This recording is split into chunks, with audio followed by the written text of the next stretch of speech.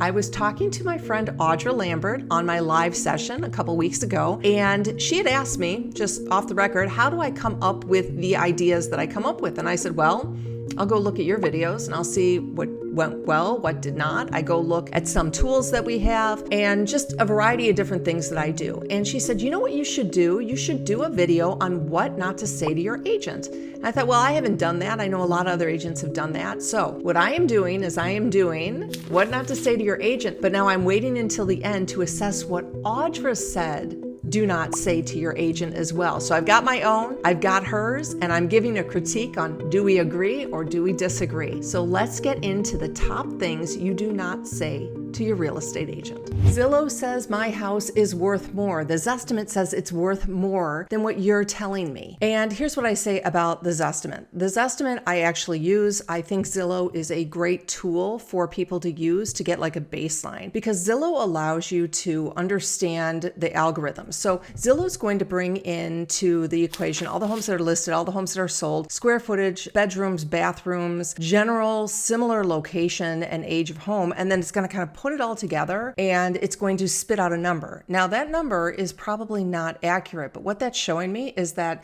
there is a number in an algorithm that is probably pretty close that an appraiser is going to get you. So I usually do take that algorithm and I go through and I look at the house. Now, the Zestimate doesn't take into consideration if there's something wrong with your house. Okay, keep that in mind. If there's something wrong with your house or if you haven't done any updates, Zillow has no idea if you are backing up to a train versus backing up to a park. In addition, they have no idea if you've updated your kitchen or not. So don't tell me that Zillow says your house is worth more. I do not have to sell. Like, don't tell me that as a real estate agent.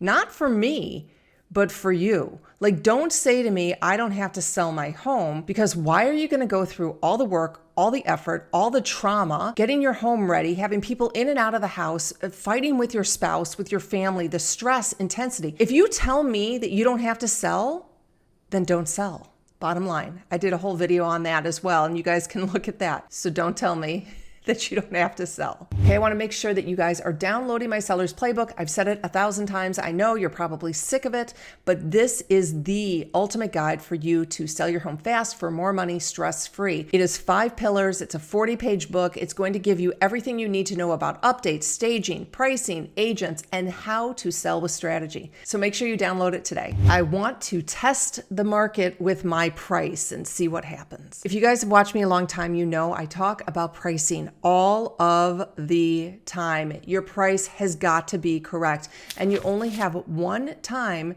to make that first impression. So if you go on at the wrong price, what's going to happen is people will not see your home online because they are waiting for a home that comes into the price points that they have set up on their search. So if your people are only looking up to 500 and you're like, I'm going to test the market at 575, they're not going to see your house, especially in the first 2 weeks. They are probably not going to take a lowball offer either. Are you going to take a lowball offer? No, you're not. And so when you put the home on too high, you're not going to get people to see it. That's why you should not test the market with a price that's too high. If the buyers want to paint, they will just paint. Why am I painting for them? They will choose their own colors. I understand that, and I agree with that. And many times I will say that it's the men who kind of feel that way because they don't necessarily always understand the emotional part of purchasing a house. So when somebody comes into a house, they want to feel like it's their own.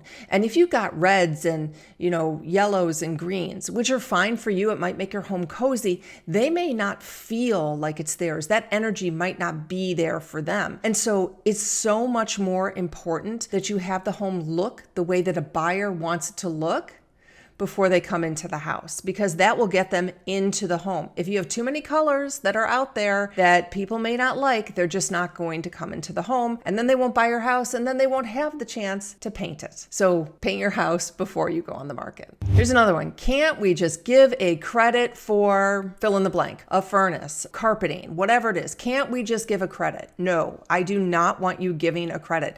And the reason is because the buyers don't remember the credit when it comes time to negotiate. They just think it's a given to them. If you want to give a credit for something, that's fine, but do not give it in the beginning. Do not tell them up front that you're giving them a credit, because they're going to forget it and then it's just going to be theirs and you're going to be very, very angry. So do not give a credit before you start to list your home. Don't even put it in the listing, nothing. If you want to give money at the end, use it as a negotiating tool. So please don't say this to me. I have bought and sold a lot of homes. I know what I'm doing. Okay, so have you sold like 500 homes? No. Have you sold 100 homes? No. Maybe you've sold 2. And that would put you in the category of a brand new real estate agent. But you guys know that I do not recommend that you use a brand new agent. I understand that you've bought and sold a lot of homes. Maybe it's 4, maybe it's 5, but you have not done as many as me or the next experienced agent who is in your town.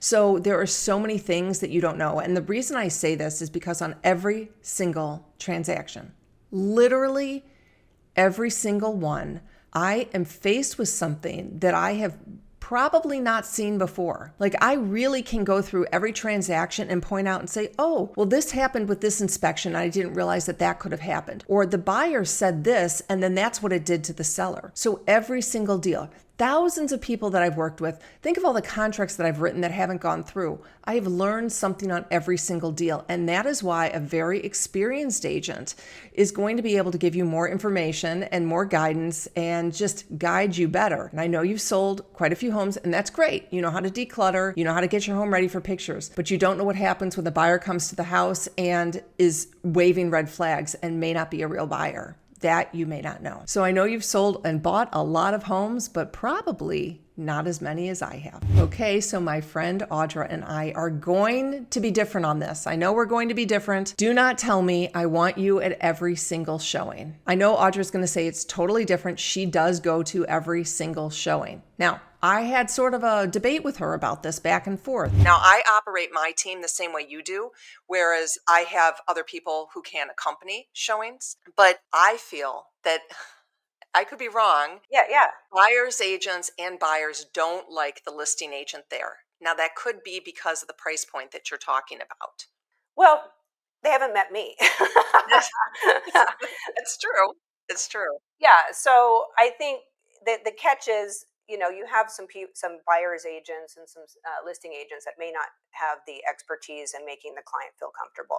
And the key is you got to make them feel comfortable and warm. I agree with her philosophy. I agree with what she's doing. And she is obviously a very, very high-end, exclusive, high customer service agent. However, most of you probably don't have agents like Audra in your town. Okay, it's just not going to be that way. In addition, Audra is selling what is your average price point on your homes? Zillow says it's 1.8. So if your home is $1.5 million and up, yes, you can say that to your agent. If your home is $500,000, you cannot say that to your agent. And here's why. Because when you tell the agent that you want that agent at all of the showings, that agent will have to work every single showing into his or her calendar. So what that might mean is that they are not telling you when you are getting a showing request because they can't go. So they say to this agent who's asked, they'll say, oh, maybe we could go later. Can you go at 6? And then the agent will say, well, let me get back to you.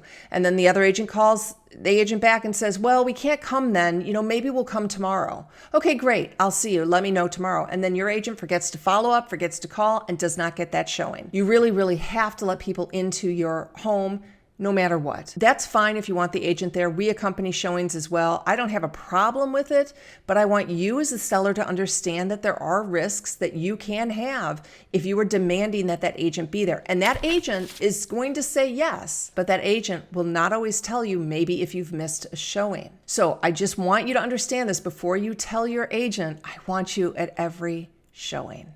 Sorry, Audra. Everyone hates this. Every agent hates this one. Is my friend is an agent and I'm going to use her. Again, this goes back to the friend who's an agent. Has your friend sold as many homes as your experienced agent in your community? This is so odd. I find this to be so odd where real estate agents seem to be, to me, the only people who insist that their friends give them tens of thousands of dollars for selling their home when they're not even a full-time real estate agent. What other industry is this where friends expect that somebody, their friend, should use them. I mean, aren't you spending tens of thousands of dollars on this agent? Just because you're friends does not mean your friend is necessarily capable of being a great real estate agent. I'm going to get on my soapbox here because I've talked to you all about this, is that your agent needs to be the best agent. Your agent does not need to be your friend. Now, could the best agent be your friend? Yes, that's totally fine. And I work with my friends. I sell their homes. I help them buy homes. Yes, I work with my friends. However, if you have an agent who is your friend, who has not sold many homes, that is not the agent you should be using. Now, maybe if that agent is partnering up with a very experienced agent, because I get that a lot, especially from those new agents out there who say to me and email me and say, well, if I'm a new agent, how am I supposed to get experience? You were once a new agent. Yes. Absolutely true. New agents need to team up, they need to partner, they need to have a mentor, they need to have a guide. So that is what I would say if you're a new agent, or if you're planning on using a new agent, or you're using your friend who doesn't have many transactions. They need to partner up and they need to team up. I cannot even tell you the number of times I'm on the phone with you viewers out there talking to me about your situation and how you used a friend, and it was the biggest mistake that you made. Now, I know you guys are out there, put them in the comments because I've talked to a bunch of you about this. So here's the thing. If you have a friend who's an agent, you need to be talking to other agents. And as you know, me and my daughter Lisa, we are working to find you real estate agents in your town. These are going to be the top 2 to 3 agents in your specific location. We've come up with a system, we've come up with a process, and we find those agents for you. And we can find them, we can usually turn them around in 24 hours if you're really, really interested. Go ahead and fill out the form, reach out to me. I'm here for you, and I'll follow you through all the way to the end of the sale of your home. Here's another one. We want to test it by owner first. And this kind of goes back to the other one with testing it high. You want to put on the market by owner first. You've ruined it. You've ruined it. Like, you only have one time to make that first impression. And once you put it out there, people are going to see it and it's ruined and it's tainted. In addition, what's going to happen is you are going to have agents calling you to list your home. So don't test it by owner first. Seriously, seriously, do not. I mean, okay. If you do, just put a sign in the yard and be done with it and see if you get somebody driving down the street. But remember, when you accept that offer, you haven't put it out to the public marketplace. You don't know if your price is right or wrong. That's why you don't want to test it by owner first. Okay, my last one. I want to sell for X dollars because I have put X dollars into the home and I need to get every penny out. That is not how the real estate market works, okay? So just because you've put in $250,000 to your home does not mean that you are going to get $250,000 out of your home. It could mean that you will have your home sell faster because it looks great because of everything that you've done, but you cannot control the market. And the market is dependent upon interest rates. You can't control that, right? The market is dependent upon the time of year. You can't control that either. So there are lots of things in the market that you can't control. And just because you say you want a certain amount out because you've put it in doesn't mean it's going to happen. Okay, so now what I'm going to do is go into Audra's video and I'm going to see where we agree and where we disagree. You are never going to tell a listing agent that you are in no hurry to sell and that you're not going to sell unless you get your inflated price and you just want to test the market. But if I hear like, hey, this guy's not all that interested and he's not, just kind of wants to test the market, why would I spend all this money when he's going to be an unrealistic seller? We totally agree. That one we totally agree on. That kind of took up 3 of my points, but I would say we agree on that. And that is her first one. That was my second one. So that's pretty close to the top. We're on par there. You never tell a realtor that they're the only ones that are interviewing for the job. Okay. Totally agree with that. That was one I did not have on my list, but I do totally agree with that. You want an agent to think that they are in competition because that's when they will work on their price. That's when they give you benefits or bonuses. I mean, sometimes there are listings that I really want that I realize when I'm up against somebody else, I do throw additional things in to say, hey, I really want this listing. This is a high profile listing. I know I'm the right agent for it. Yeah, I'm going to agree with Audra on this one. Don't tell them that they're the only agent you're talking to. So you are never going to ask your agent, hey, what is the listing term in the agreement? No, you're not going to ask them that because they're going to tell you, oh, I need 6 months. I need a year to sell your house. So, give me some time and I'll sell your house. And the answer to that is absolutely not. You as a homeowner are going to tell that listing agent the term of the agreement. Okay, that's interesting. And we did kind of talk about this on our live session. I do 3-month listing periods. because it's kind of a dating process. After 3 months, if we don't like each other, then I'm able to get out or you're able to get out. I do a 6-month listing, cancel at any time, which is kind of the same thing. The reason I do that is almost identical to what you just said, is because I have to prove myself. If my clients are having a problem or an issue with me, I have to be able to have the conversation. I mean, we've talked to thousands and thousands of agents, and everybody does it differently. And if there is a great agent out there that you really do want to work with and they are non-negotiable on that term, you may have to give in on that. So this just happens to be me and Audra who are more flexible. Some people are not. So try and get what you want. I think a 3-month and then it's canceled is too short. I'm actually surprised Audra spends so much money on that before 3 months or up. She thinks that people are going to continue to use her because she has put in so much money, which could be the case. That seems just a little risky to me. You can cancel with me at any time, so it doesn't matter. So a 6-month listing with the cancel at any time is essentially like a 3-month, I guess. Same type of thing. Anyway, yeah, I guess we're kind of on par with that one too. Don't ever tell the listing agent what you think your house is valued for. Don't do it. That is interesting. I would not necessarily think that. I actually like finding out what they think before I walk in the door. And the reason is because I want to see if their expectations are my expectations, because it makes my life a little easier. I'm going to say easier to bring them off their expectations. Not because I'm just going to list it with what they say, but because I want to hear what they have to say. And then I need to break it to them gently if their price is too high. So that's really one of the reasons why I always ask before I go. So we're different on this one. The question I want you to ask yourself, and not your agent, is this a good time for me to sell or buy? Like, you really have to do your own research, okay? You don't ask a realtor that question. That I don't have either. And I would say that it's a good conversation starter. I mean, I guess I agree because they're always going to tell you, yes, now is the right time to buy, or yes, now is the right time to sell. Most agents will do that, except probably someone like me or Audra who will probably tell you that. But I think it's okay to talk about the market. And usually when I'm out in a social setting, that's usually what people talk about. So it's a good conversation starter. If you're in a social setting, you're uncomfortable, somebody will say, hey, is it a good time to buy or sell? Because they know I'm an agent. So don't worry too much about that in a social situation. But if you do ask your agent that, they are going to say yes. So probably she's right on this. You never tell them this. Please do not tell them this.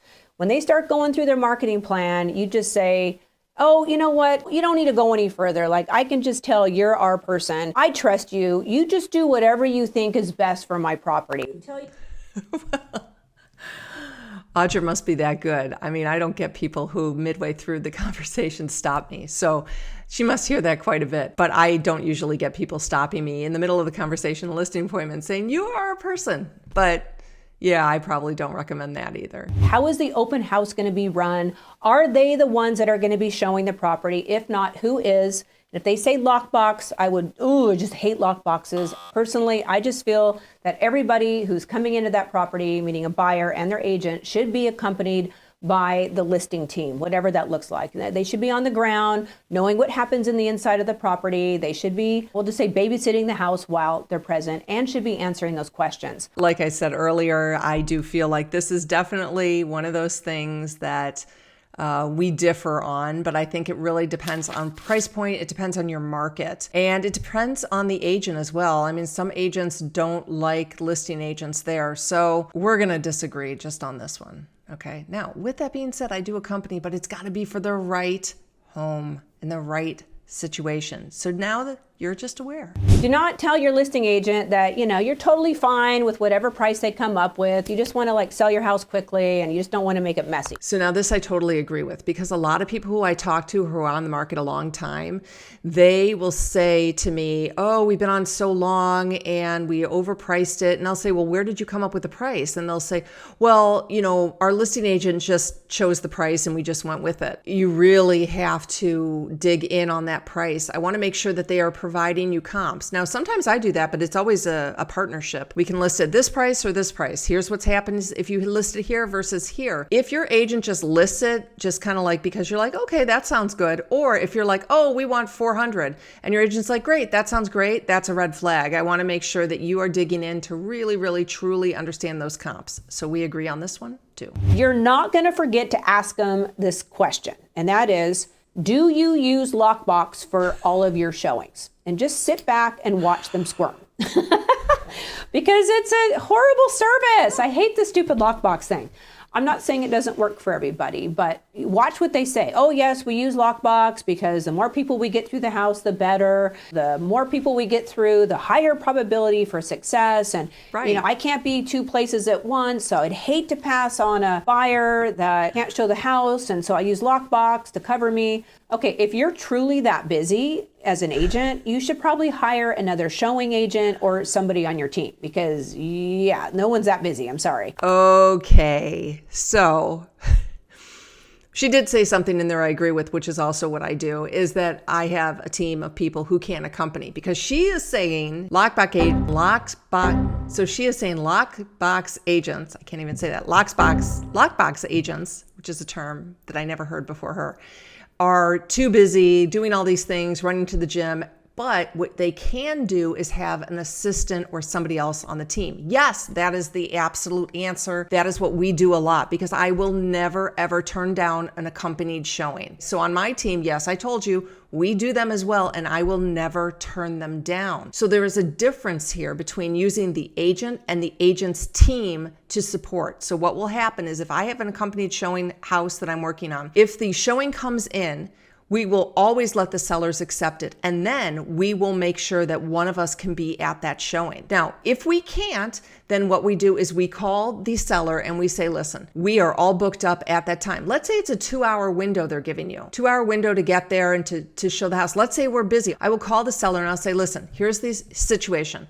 We cannot be at this showing. Would you like us to cancel it and reschedule it, or would you like the agent to go without us? And then the seller is the one who gets to choose. So I hear what she's saying, but she is not accompanying every showing. Her team is as well. And I totally agree with that. So Audra, we agree on this, sort of. Just clarifying a little bit. So that was Audra's big ending, we talked about this. We talked about the showing, Lockbox showings, accompanied showings. I just want you, and I know she does as well, we want you to be educated yourself so you can have these conversations with your agents. Your agent needs to be your partner, and you need to be educated enough to understand what you don't know. Now, that's why I do these videos, because I really want you to be incredibly educated. And to that end, I want to make sure you subscribe, give me a comment, leave me a comment, join my Facebook group where we are almost at 5,000 people, 5,000 sellers just like you who are on a journey to get their homes sold fast for more money, stress-free.